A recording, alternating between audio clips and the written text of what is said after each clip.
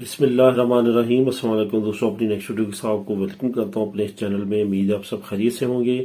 तो दोस्तों चलते हैं आज की अहम न्यूज़ की जानिब। सबसे पहले तो स्पेन नेशनलिटी की एक और अहम वजह जो है वो सामने आई है, जिसकी वजह से नेशनलिटी को कैंसिल किया गया है। इसके बारे में तफसीली बात करूंगा और आप लोगों के साथ एक लिंक भी शेयर करूंगा, जिस लिंक में ये न्यूज़ डिटेल के साथ बताई गई है कि किस तरह से पुलिसिया नेशनल ने इस नेशनलिटी को कैंसिल किया। उसके बाद जो ड्राइवर लाइसेंस से रिलेटेड एक बहुत अच्छी अपडेट है जो 2023 में इम्प्लीमेंट होने जा रही है, इस पे बात करेंगे और इसका लिंक भी आपको प्रोवाइड करूंगा। उसके बाद इंग्लैंड की तरफ से यूरोपीय यूनियन में दोबारा वापसी की उम्मीद जो है, और काफी दोस्त इस पे कमेंट भी कर रहे हैं, वो कहां तक है, क्या इस तरफ इंग्लैंड जाता हुआ नजर आ रहा है, इस पे तफसीली बात करेंगे और कुछ फैक्ट्स एंड फिगर्स आप लोगों के साथ शेयर करूंगा, जिससे ये साबित होगा कि इंग्लैंड में काफी ज्यादा मसले मसाइल हैं यूरोपीय यूनियन से अलहदगी के बाद। इसके बाद आखिर में बात करेंगे रैगो फार्मासियों के कौन से कोर्सेज हैं जिनकी तरफ आपको नहीं जाना चाहिए, जो नहीं करने चाहिए। अगर वो आप कर लेते हैं तो उनसे आपको फायदा नहीं होगा, आपका टाइम जाया होगा। इसके साथ साथ आपका जो स्टेटस है वो अपडेट नहीं होगा, यानी कि परमिशन तरवाखो नहीं मिलेगी। इस पे बात करेंगे वीडियो के आखिर में।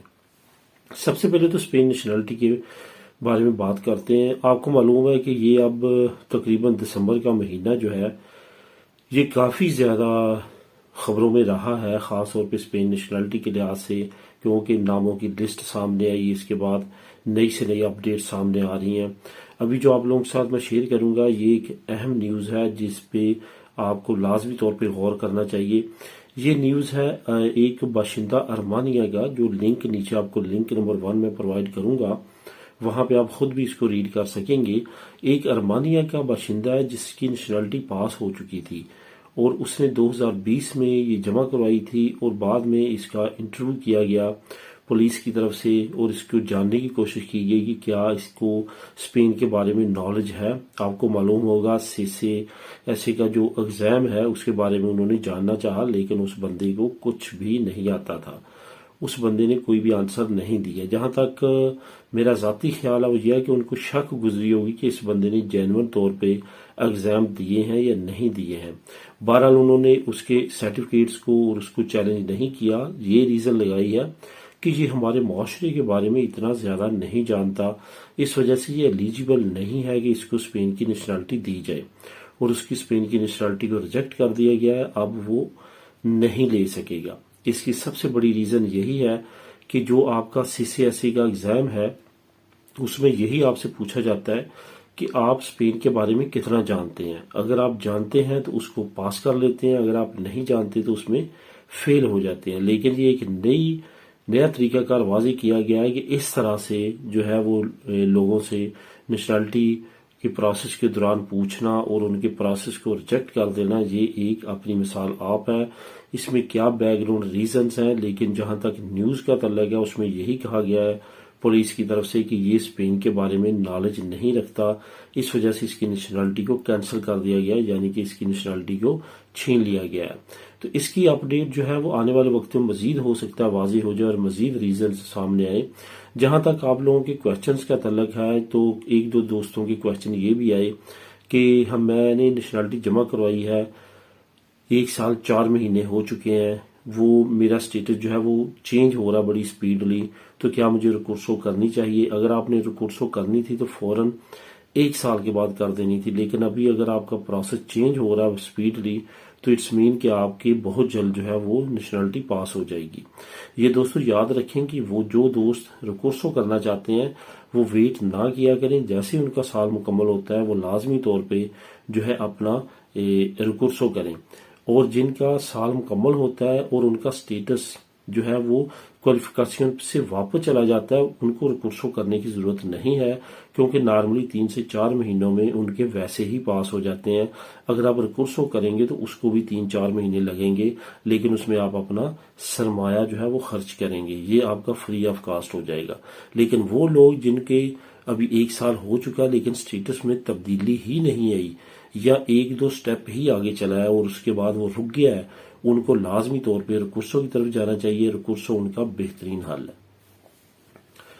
ड्राइवर लाइसेंस से रिलेटेड कुछ अहम अपडेट आप लोगों के साथ शेयर करूंगा। इसका लिंक नंबर 2 आपको नीचे प्रोवाइड भी कर दूंगा, वो आप क्लिक करके खुद भी रीड कर सकेंगे। 2023 में डीजीटी यानी कि स्पेन हुकूमत का जो ट्रैफिक का अदारा है, उन्होंने एक अहम फैसिलिटी प्रोवाइड करने का ऐलान किया है।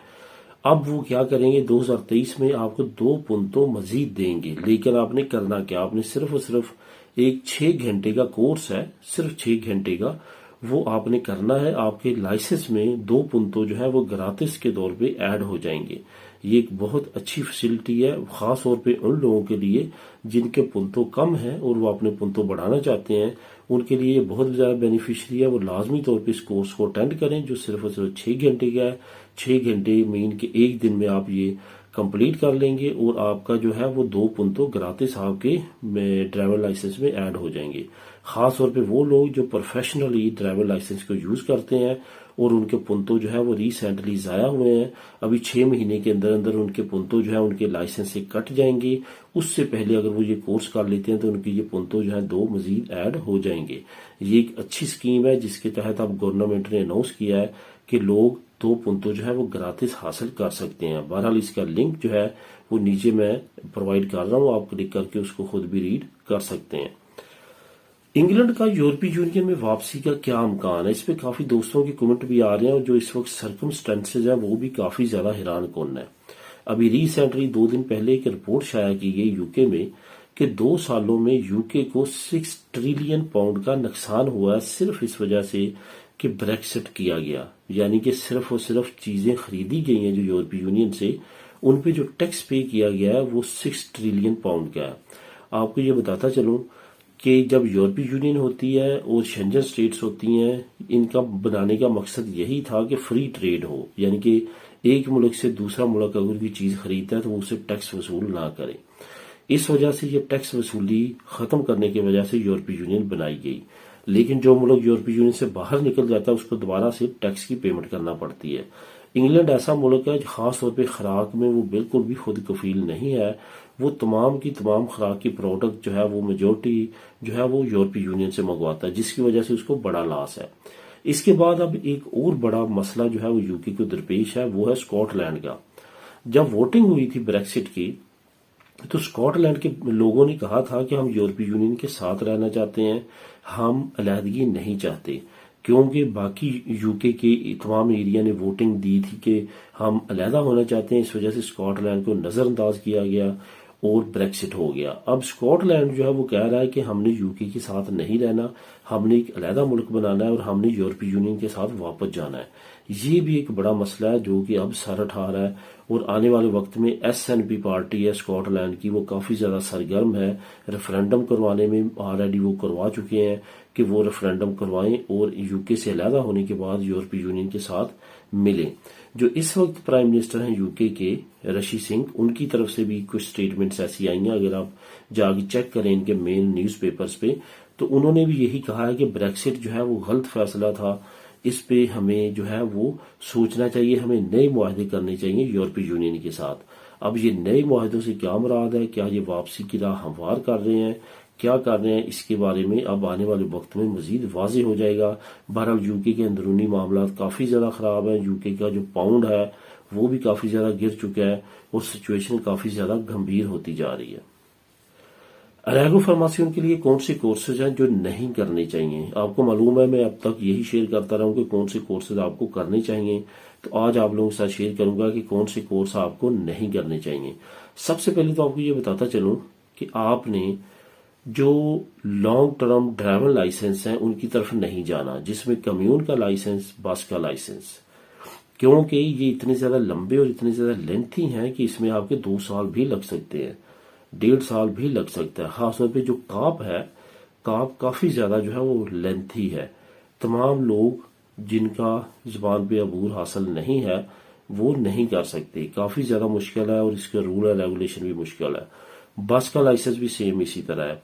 जो ड्राइवर लाइसेंस है इसकी बेस पे अगर आपको पहले रेजिडेंसी मिलती है, जो परमिशो दी रेजिडेंसी कहलाएगी, जिसको हम कहते हैं कि परमिशन नहीं होगी काम की, वो मिलेगी आपको रेगो फार्मासियों पे, उस पर आप ड्राइवर लाइसेंस कर सकते हैं, उस पर आपको नी मिल जाएगा। ड्राइवर लाइसेंस के बाद अगर आपको ये जॉब मिलती है कोई, जैसे अमूमन तौर पे मुख्तलिफ कंपनीज में ड्राइवरों की जॉब्स हैं, तो फिर आपके लिए बेनिफिशियरी है। खास तौर पे अब ये जो टैक्सी की कंपनीज और इस तरह की है, जैसे कमेंट आया मुझे, लेकिन एक बात आपने हमेशा याद रखनी है, आप कोई भी पब्लिक सर्विस नहीं कर सकते ड्राइवर लाइसेंस पे जब तक आपका लाइसेंस कम से कम 2 साल पुराना ना हो जाए। इस वजह से ये आपके लिए बिल्कुल भी अरेगो फार्मासियन के लिए मुफीद नहीं रहेंगे। ये आपका स्टेटस जो है वो दांव पे लग जाएगा। इस वजह से इन चीजों से परहेज करनी है। ये कोर्सेज आपने बिल्कुल नहीं करने, क्योंकि इनके रूल और रेगुलेशन काफी लॉन्ग टर्म पीरियड के लिए हैं। तो दोस्तों ये थी आज की अहम इन्फॉर्मेशन और न्यूज। मिलेंगे नेक्स्ट वीडियो में नई अपडेट्स के साथ। अल्लाह हाफिज।